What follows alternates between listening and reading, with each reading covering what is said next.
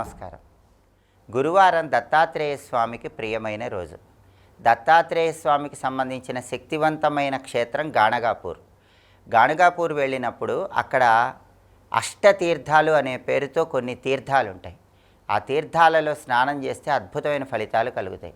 ఒక్కొక్క తీర్థానికి ఒక్కొక్క రకమైనటువంటి ప్రయోజనం చెప్పడం జరిగింది. గాణగాపూర్ భీమా అమర్జా సంగమానికి చాలా శక్తి ఉంటుంది. ఈ విషయం మనకి గురుచరిత్రలో చెప్తారు. గాణగాపూర్ అమర్జా నదికి ఉన్నటువంటి గొప్పతనం ఏంటంటే, ప్రాచీన గ్రంథాలన్నింటిలో కూడా దీనికి సంబంధించి ఒక కథ చెప్పారు. ఆ కథ ఏంటంటే, ఒకానొక సమయంలో జలంధరుడు అనే పేరు కలిగిన రాక్షసుడు దేవతలందరితో యుద్ధం చేసి ఆ దేవతలను సంహరిస్తూ ఉండేవాడు. ఈ జలంధరుడు చాలా శక్తివంతుడు. అప్పటికి క్షీరసాగర మథనం జరగలేదు, అంటే అమృతం ఆవిర్భవించలేదు. ఇలా మరణిస్తున్నటువంటి దేవతలందరినీ రక్షించమని ఇంద్రుడు బృహస్పతితో కలిసి పరమేశ్వరుడి దగ్గరికి వెళ్తాడు. అప్పుడు పరమేశ్వరుడు శక్తివంతమైన జలాన్ని ఒక పాత్రలో ఉంచి దేవేంద్రుడికి ఇచ్చి, ఈ పాత్రలో ఉన్న జలాన్ని మరణించినటువంటి దేవతలందరి మీద చల్లితే వాళ్ళు తిరిగి పునర్జీవితులవుతారని దేవేంద్రుడితో పలుకుతాడు. అప్పుడు జలంధరితో దేవతలందరూ యుద్ధం చేస్తున్నప్పుడు ఎవరు చనిపోయినా దేవేంద్రుడు పరమేశ్వరుడిచ్చిన పాత్రలో ఉన్న జలాన్ని ఆ దేవతల మీద చల్లుతూ ఉండేవాడు. దేవతలందరూ తిరిగి పునర్జీవితులయ్యేవాళ్ళు. అయితే ఒకరోజు యుద్ధంలో అనుకోకుండా దేవేంద్రుడి చేతిలో ఉన్నటువంటి పాత్ర కొద్దిగా కదిలి ఆ పాత్రలో ఉన్న జలము భూమి మీద పడింది.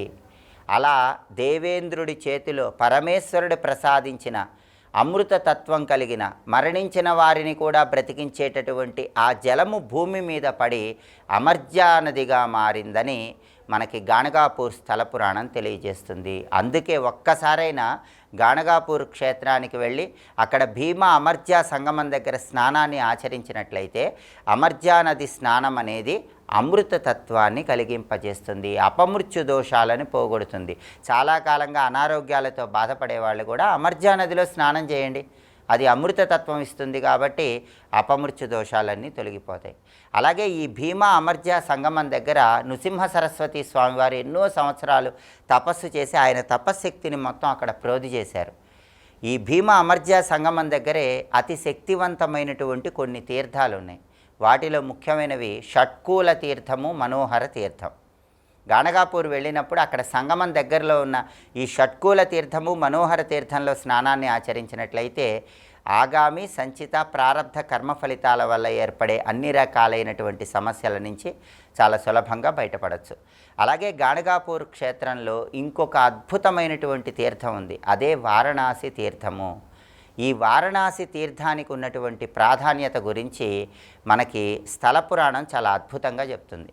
గాణగాపూర్కి దగ్గరలో నాగేశము అనే పేరు కలిగినటువంటి ఒక ప్రత్యేకమైన ఊరుండేది. ఆ ఊరిలో ఒక దత్తభక్తుడు ఉండేవాడు. ఆ దత్తభక్తుడు ఆయన అనునిత్యము కూడా దత్తాత్రేయ స్వామిని, పరమేశ్వరుణ్ణి ధ్యానం చేస్తూ ఉండేవాడు.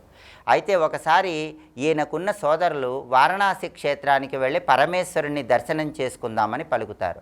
అప్పుడు ఈ నాగేశము పరమేశ్వరుణ్ణి నేను ఇక్కడే దర్శనం చేసుకుంటానని భక్తి శ్రద్ధలతో ప్రార్థిస్తే వారణాసిలో ఉన్నటువంటి ఆ పరమేశ్వరుడు కాశీ విశ్వేశ్వరుడు ఈయన దగ్గర ప్రత్యక్షమయ్యి కాశీలో ఉన్నటువంటి మణికర్ణికా ఘాటిలో ఉన్నటువంటి జలాన్ని మొత్తం కూడా తీసుకొని వచ్చి ఆ జలాన్ని గాణగాపూర్ దగ్గర ఒక తీర్థంలాగా ఏర్పాటు చేశాడు. కాశీ విశ్వేశ్వరుడి శక్తి మొత్తం ప్రోధి చేసి ఈ వారణాసి తీర్థం దగ్గర ఆయనే ఆవిర్భవించాడని మనకు స్థల పురాణం తెలియజేస్తుంది. అందుకే గాణగాపూర్ క్షేత్రానికి వెళ్ళినప్పుడు అక్కడ వారణాసి తీర్థములో స్నానాన్ని ఆచరిస్తే కాశీ క్షేత్రానికి వెళ్ళి కాశీలో మణికర్ణికలో స్నానం చేసిన అద్భుతమైనటువంటి ఫలితం కలుగుతుంది.